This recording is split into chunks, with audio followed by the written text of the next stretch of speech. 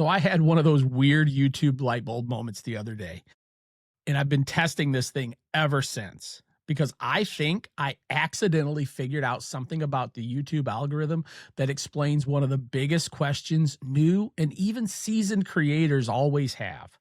Why one video gets thousands of views and then the next one could only get 50. And once you see this, you're going to look at your entire channel completely different. So here's exactly what happened. It was Friday the 13th. There was a massive windstorm going on in our area and we lost power. So now I'm doing exactly what every other creator does when the power goes out. I'm doom scrolling on YouTube with my phone. Now, because it was Friday the 13th, the algorithm fed me a video from the film theorist. It was about Jason Voorhees and whether he can teleport or not. Cool video idea, I guess. I mean, if you got nothing else to do. So what did I do? I watched the entire thing. But then something interesting happened. And this is the part that made everything click for me. I sat my phone down for a little bit and did a few things around the house. When I came back and picked up my phone, I opened YouTube back up, and right there on my YouTube homepage was another video from the film theorist. But it wasn't just another video from that channel. It was another horror deep dive, then another. Freddy Krueger, Michael Myers, Pennywise, Scream, Jigsaw, Blair Witch, and it just kept going from there. So finally, curiosity as a creator completely clicked in, and I clicked on their channel. And I noticed something almost right away. YouTube wasn't feeding me their channel. It was feeding me the topic.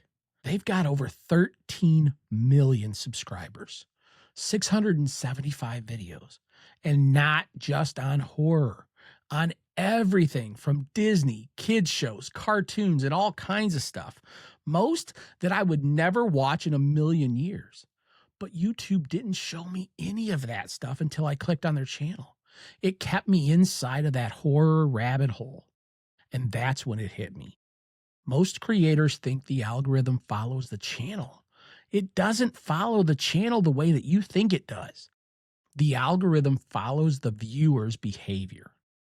And once you understand that, a lot of things creators complain about suddenly start to make so much sense. You hear this all the time. My channel must be shadow banned. My last video did great, but this one, it only got 60 views. But what if the real reason is so simple that it's actually stupid? And this little experiment slapped me right in the face with it. Every video is basically a standalone product. It doesn't care how your last video performed. YouTube takes that video, shows it to a small group of people, and watches what happens. If they click it, if they watch it, if they go on to watch more videos after that one, then the algorithm says, okay, we found the audience for this video, not this channel, this video, and it pushes it further. But if that first group ignores it, the video slows down, at least for now. More on that later. Stay tuned. Not because you were banned, though, but because the algorithm doesn't have a bridge to another audience yet. And what I saw next on my own channel is what confirmed this wasn't just a theory. So I started digging into the analytics on this channel. This channel you're watching right now, this 7-month-old channel. When I started this channel, one of the first things that I wanted to do was talk about Riverside because honestly, it made my entire podcast and content workflow simple and stress-free on my podcast channel. So I started posting Riverside tutorials. At first, they didn't do much at all. They did kind of okay, nothing crazy, good I guess for a brand new channel. But then something interesting started happening. As I added more Riverside videos, those videos started feeding each other. Someone watches one, YouTube recommends another, then another. And then suddenly, people aren't just watching one video anymore. They're watching 3, 4, sometimes even more. And that tells YouTube something very important. People who watch this stick around. That's what YouTube's algorithm actually wants. Session time. And here's the part that really changed everything for me. This video right here, my lesson 1 Riverside setup video, it's just over 5 months old now. And it didn't really start taking off until around day 75. And that's right around the time that my Riverside course was starting to take shape. Not just 1 or 2 videos anymore. So it wasn't that first video that changed. It was the cluster around it. And you can actually see it right here. It just started climbing. And now it's sitting at around 3,700 views and climbing still. Here's the part that most creators don't understand. Views are not just about the video that you uploaded today. They're about the library that you're building over time. Think about it like this. 1 video on 1 topic. It's like building 1 house in the middle of nowhere. There's going to be no traffic around, no roads, no neighborhood. It's going to be kind of quiet and peaceful, right? But once they've built 5 or more houses around you, now you've got the start of a neighborhood. Now the roads start forming. Now traffic starts flowing. And here's where things get a little confusing. So stick with me here. Everyone always says, you need to niche down. You have to pick one thing. But in reality, the most successful channels out there have layers. You've got your macro niche.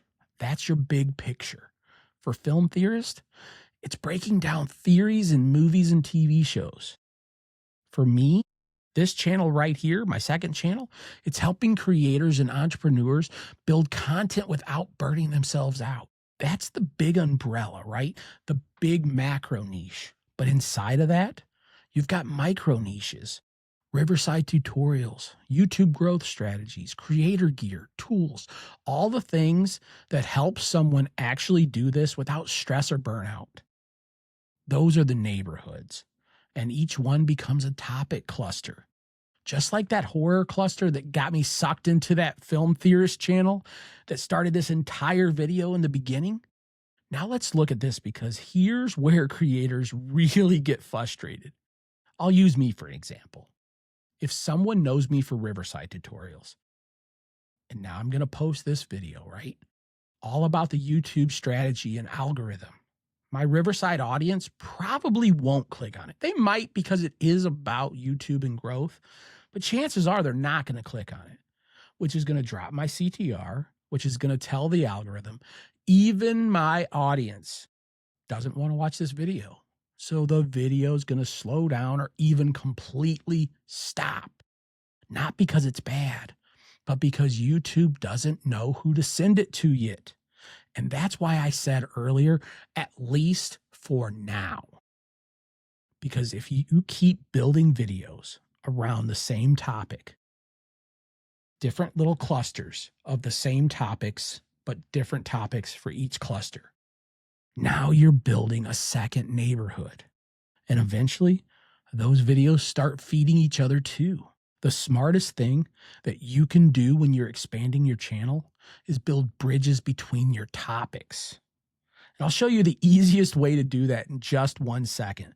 But first, if you've got a video right now that's sitting under 100 views, or heck, under 1,000 views if you're a more established channel, don't panic.